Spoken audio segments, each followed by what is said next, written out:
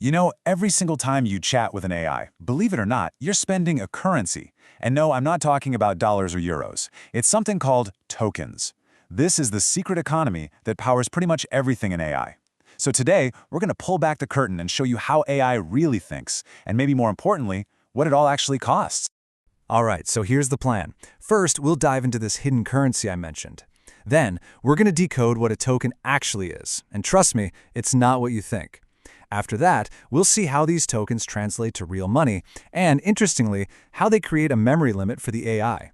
And finally, we'll wrap up with how you can start thinking in tokens to work way smarter. All right, let's jump right into our first section. To really get this, you kind of have to forget everything you know about how we usually pay for software. We're stepping into a completely different world here, the world of AI's hidden currency.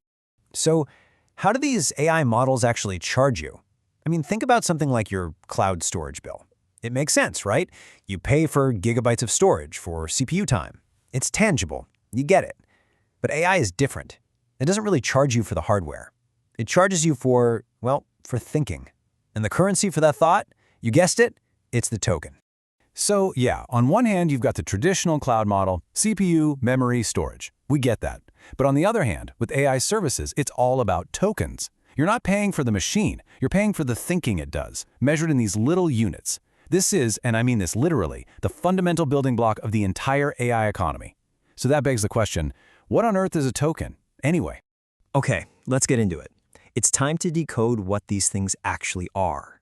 So a token is basically the smallest piece of text an AI can possibly understand. Where you and I see words, an AI sees tokens. The Lego brick analogy is perfect, really. It's the building block for language. A token can be a whole word, like apple, or just a piece of a word, like ing, or even something as simple as a comma or a space. Now, if you want a quick and dirty way to estimate this, here's a great rule of thumb, at least for English.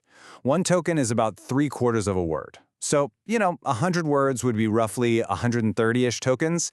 It's not perfect, but it's a super useful shortcut to get a ballpark idea of how much you're using. But let's make this real. Let's look at a super simple sentence. ChatGPT is amazing. To us, that's what, 4 words and an exclamation point? Simple. But to the AI, it's a totally different story. Check this out. The AI actually breaks that sentence down into 6 separate tokens. You've got chat, that's one, but look at GPT, it's split into G and PT. That's wild, right? Then is a token, amazing is another, and even the exclamation point gets its own token. Every single piece is its own unique little building block. Okay, so this gets really interesting. It makes you wonder, right? Is a simple word like red always the same token? I mean, you'd think so, but it's actually way more specific than that. And this is where you really see how precise these AI models are. Context is everything. Look here, the word red with a space in front of it, that's one unique token. Capitalize that R, bam, completely different token.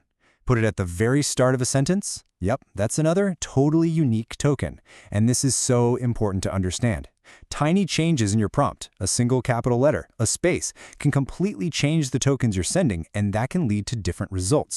Okay, so tokens are the building blocks, we get that. But what's the price tag? This brings us to the part everyone wants to know about, the price of intelligence. Here's the thing you need to know about your bill. It's always split in 2.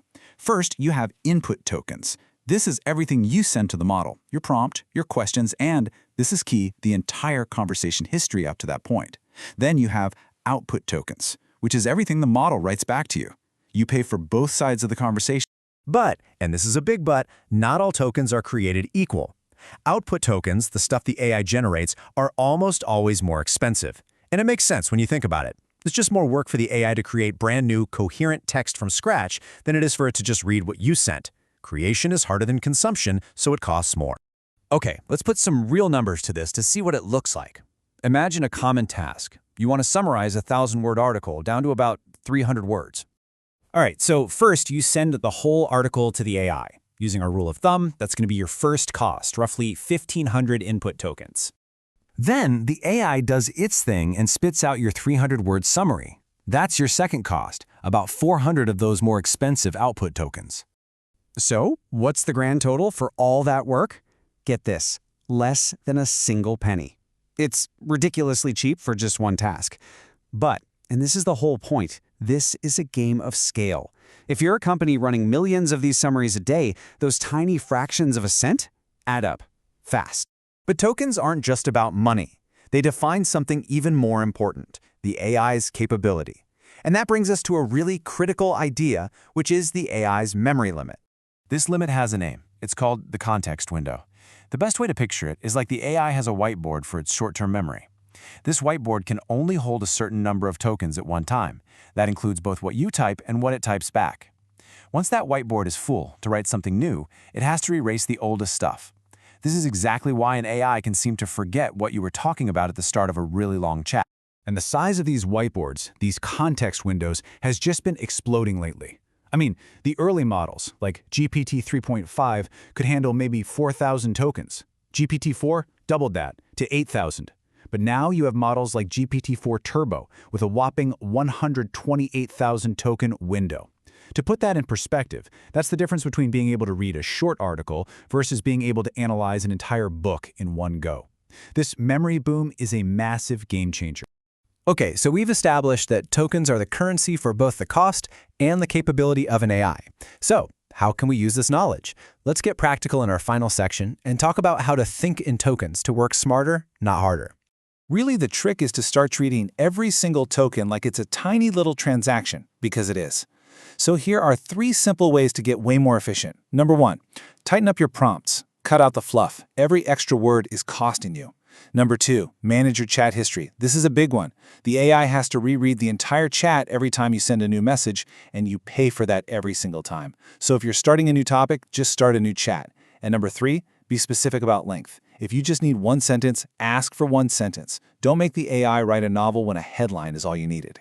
Look, at the end of the day, understanding tokens is like learning the fundamental laws of physics for this new AI world we're living in. It's the one rule that governs literally everything else. So it all boils down to one question, really. Now that you know the rules, now that you can measure the cost and the power of AI in its native currency, what are you going to build?